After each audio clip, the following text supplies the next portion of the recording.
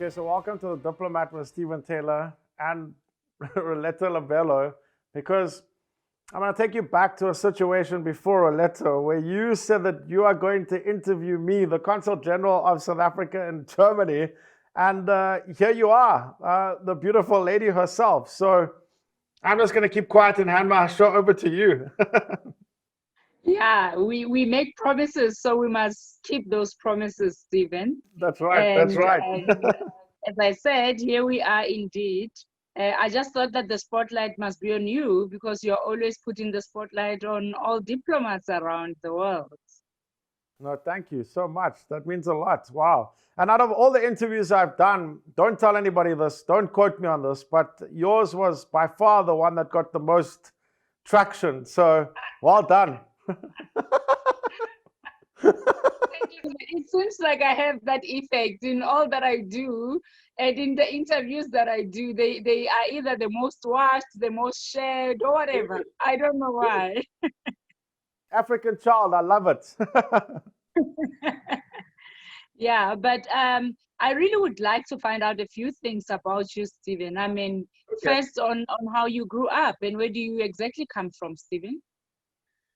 Well, I'm South African. I was born in Mowbray in Cape Town.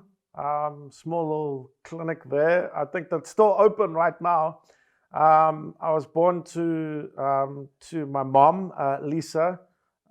Still to date, I don't know who my father is. So it was just my mom, and then later on my sister when I was growing up. So we also had challenges growing up. You know, for me, not having a father figure was difficult. You know, and later on down the line, little did I know that I'd have my own son and I'm also a single parent with him. So it's weird how kind of the cycle turns, the circle of life.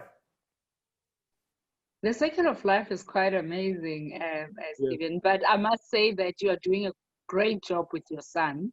I mean, you share stories and pictures about him all the time, and I do know that you're a present parent. So I want to congratulate you there for being that way towards your son. Thank you, Roleta.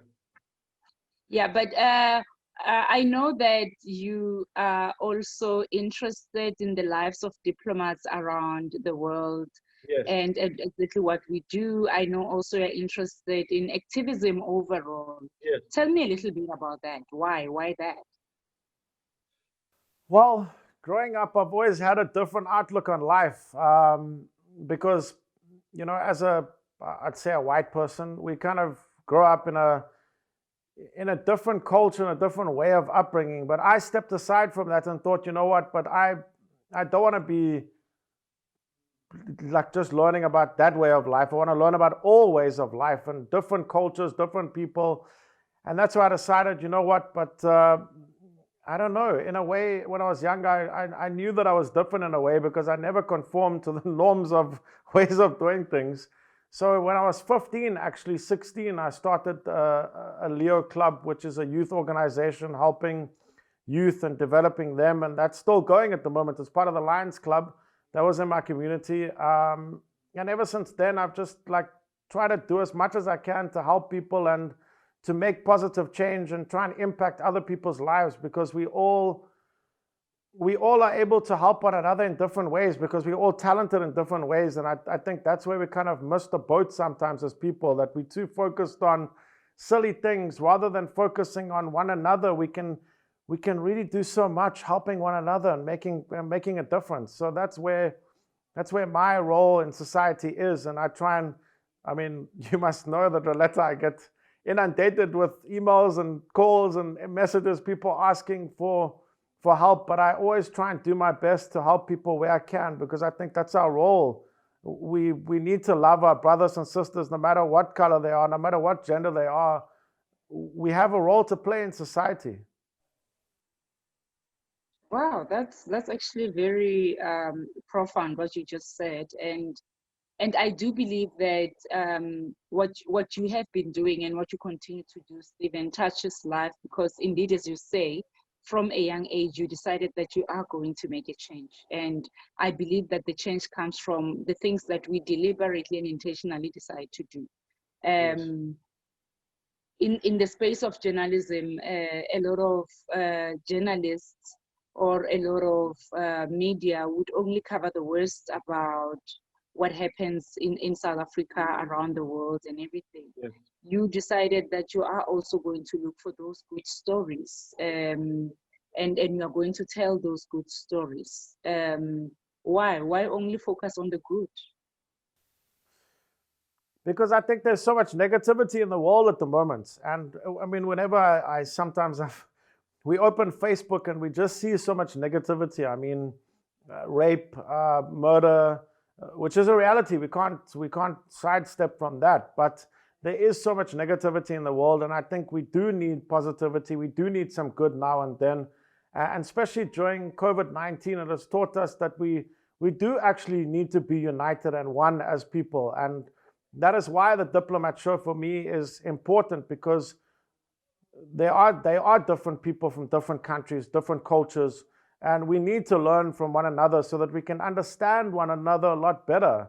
And I think that's also important in society as well, because we see different people, we don't understand, we hear stories and we judge, but looking from the outset. But when we look and get to know people in more detail, we find that things are totally different to what our mind and what we were taught. So that is why, for me, the Diplomat Show is very important, and the Consul Generals, and learning from them the role that they play, because you as a Consul General play a very important role for South Africa and Germany. So it's stuff like that, the good news stories that we need to be hearing about every day, Roleta. Yeah, no, I agree with you so much on that. I was listening to the president yesterday as he spoke fundamentally and was trying to account about everything that has happened around the COVID, the funds used, where we are in terms of COVID, and also in opening, which is more important for us as well, opening the borders and everything. But there's also a fundamental issue that the president always touches on, which is the issue of gender-based violence. And I'm going to try here to get your views as a male figure in South Africa. With the platform that you have, how best can we encourage other males who have platforms or who do not have platforms to at least have a stance against gender-based violence, but also to educate other men on why this is something that should not even be thought of? Sure. It's a tough question, but it shouldn't be. But it's a tough question that involves a tough answer, because there's no real right answer, but there should be. That's where we should be getting to in South Africa. But as men, we are taught that in the household, that we are the boss. We are the head of the household. What we say goes. And that, sadly, that mindset needs to change, that we can't all be equal outside of the household, but inside the household we're not equal. Women are seen as less, inferior, and that can't be the case. Women are not only there to cook food, to clean the house, to look after the children. Women should be playing more of a role in society, and I'm thankful that government has actually seen that we now have 50% representation across the board in government. But in society, a lot of things need to change. And I think it comes down to education. It comes down to a tougher stance. The justice system, the police need to be acting more when people phone for domestic violence, the courts. So it needs to be a united effort, and not only words. And I respect the president, and I know that he ultimately wants to do what's best, but it comes down to that trickling down to the people, and the message and everything going forward through that. So it's difficult. And I see that I had this conversation many years ago with Annie Lennox about the singer from the Eurythmics, and we spoke about this. And that was like, gosh, that was 8 years ago, maybe, and it's still going on. So that's all we do, is we talk, we see a few news articles, but nothing is changing. So I think us as men like myself and others, need to stand up and be counted for and say, I stand with our woman. I protect our woman. I respect our woman. And that is what we need to be doing. More of that. And not campaigns don't work because we have 16 days of activism against the abuse of women and children. It doesn't work. It's yes, the message gets across, but does it? That for me is an issue because we have this every year. So basically every day needs to be we need to have that every day. We need to be sending the message out to the people every day, like we did with COVID-19. Wear a mask, practice social distancing. Those laws need to be the same for gender-based violence. If we can change the laws so quickly in our country, we can do the same for our women in our country. We can do the same. Wow. I agree with you 100%. And I'm glad that you have said to us that perhaps the same kind of vigor and the same kind of fight that we've put when we're fighting COVID, we've shown world over that we are capable. So perhaps such should also be used to fight the gender-based violence because it's systematic, it's entrenched, and it's also something that it has been practiced over the years. So we need the law that will also be intentional in addressing it. And I agree that perhaps the time for talking and campaigning, it's time that we leave them on the side and start to be action orientated for us to see the results. I'm very grateful to hear it from you as a man, because it also tells me that as you are raising a young boy, you are also going to be instilling certain values in that young boy, because I think also we should be deliberate in how we raise our young children as well, especially our young boys. Yeah, that's also when the role of the school and creche and parents come into as well, because if a child is growing up seeing their parents doing that, they think it's okay. But also, on the other level, abuse of children as well also creates the opposite effect, because that child grows up being a man that thinks it's okay to abuse other people. And who's the other people? The woman. So it's a whole approach. That's why I said it's a tough question, tough answer, because there's no, it's difficult, Roleta. Yeah, but it's good that we are having these conversations and we are very clear in our conversation that perhaps we need to start somewhere. We need to also correct the talks, the campaigns, and start to be doing something very different. I'm just happy that the conversation is open, and also the fact that we are calling things by their real names. This thing of saying when a man abuses a woman, we want to label them a monster or an animal. No, we must call them by their names. They are who they are. We can't say, because animals don't abuse women. We can't keep hiding behind all these norms. We must call it a thing by its own name. And I mean, as they say, the beginning of wisdom is to call things by their real name. So I'm happy that the conversation seems to be going in the right direction. But as you say, it's still a long way and still a lot of things to be done. Absolutely. And it's quite scary, actually, that we have got to this point where we are right now. I mean, I know that we had Meghan Markle, who was standing up against Uyanene, is it? I think it was. That was murdered in a post office. A post office, come on. These things just like the mind boggles and we just go, what? But that's the problem in South Africa. We've got so used to hearing things like this that it's become, oh yeah, well, it's just another thing. That's also there was a wrong. recent one where a woman was also murdered in a police station when she went to report a case of gender-based violence. Yes. That also to me is like, Yeah, I saw that. I actually shared that on my Facebook. It's just, that to me is scary. It's scary. Very crazy. Oh, well. But let's move as well. I thought it was very important that I get your views as a man on gender-based violence. And I'm glad that you carry such views with you. I want to talk about something that recently got a lot of attention on social media that you have put. Yes. through your activism, and also trying so hard to do what you can from your corner. I saw that the other day you were looking for, and it started as something small. You were just looking for artists, your DJs that are up and coming, that can would like to have their talent showcased on BRICS TV. And then the next thing, when we shared what you put there, you were bombarded with something greater. Can you tell us about that? Yeah, no, that was hectic. Eh? I put out a little few words on Facebook, and the post was shared like 6,500 times. That's shares, not even likes. That's not even 6,500 shares. I'm like, wow, I feel like Master KG right now. But it's hectic. Yeah, sure. It's, geez. Oh wow.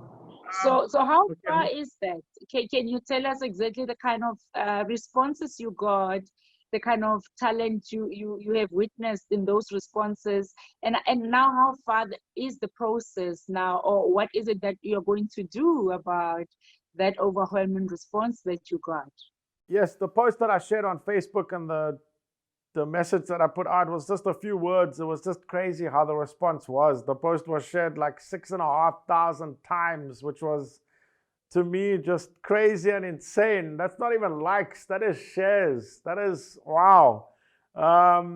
It's just been crazy. Like I got like something like 1,000 friend requests. I got 4,500 people that followed me on Facebook. I got like hundreds of emails. People are even calling you, Roleta, asking, let's get all of Stephen. Crazy. So But crazy. it's a good thing. But it's a good thing. It shows that South Africa has a lot of unearthed talent, and we need to harness that. We need to work with that and give those young artists a platform, because that is what they need ultimately. Yeah. And I must say from my side as well, Stephen, that it communicated the very same message that you're saying here, that also South Africans are hungry for exposure. They are talented and everything, but perhaps they do not have the necessary exposure. They do not know where to go. And I really want to congratulate you for creating a platform where such can also be exposed, and we pick up from that, and also they have an opportunity to showcase what they have. I'm trusting and believing that you will still come up with a whole lot of great ideas that will still expose, especially with your platform, will still expose the many talents that we have in the country. Absolutely. Absolutely. We actually launched our talent search this week. We also will have a music show that will air on BRICS TV, showcasing up and coming raw talent with their videos. We'll have a DJ mix show where DJs can submit their music and have it played on the channel. So we want to give that outlet to the people and give back to the people, give back to the community, because that is what it's all about. Yeah, I agree with you. It's all about giving back and about the activism that we can put. I know that we are about to close, but the borders are open now, Stephen, and you made another I'm happy. promise to come this side. So I hope that the next time that we are seen, we'll be seen together and we'll not be speaking. Yay! I cannot wait. I look forward to it. Yes, I also look forward to it, and you will be welcomed here in Munich very well. And yeah, just a parting shot, Stephen, to everyone who's listening to this. What would you say? That don't give up on whatever you're busy with. Don't give up on whatever dreams you may have in this world, because I know that there's a lot of people that will try and discourage you in whatever you want to achieve in life, because they have their own agendas, their own things that they want to do in life, and they don't want people to succeed, because ultimately life is a race ultimately, which is sad, because life is competitive for many people and shouldn't be like that. We should just focus on what's important for us, reach our dreams. I mean, I set many dreams growing up that I want to meet the president, I want to do this, and I've done that. I mean, I was blessed to be able to do that. So, and people thought, Stephen, you will never get onto TV because of this, or radio because you you're very nasal and you're very this and very that. I'm like, so I did it. I proved that I can do it. So that is what we should be doing in life, is don't listen to the negativity, trust in the positivity, and focus on what you want to do in life, and go for it. Wow, that's a powerful one, Stephen, and thank you for those words. I think they gel nicely also with all of us, and I do believe in the power of dreams as well, and I do believe in not giving up. It's amazing that we do come from humble beginnings, but we kept pushing.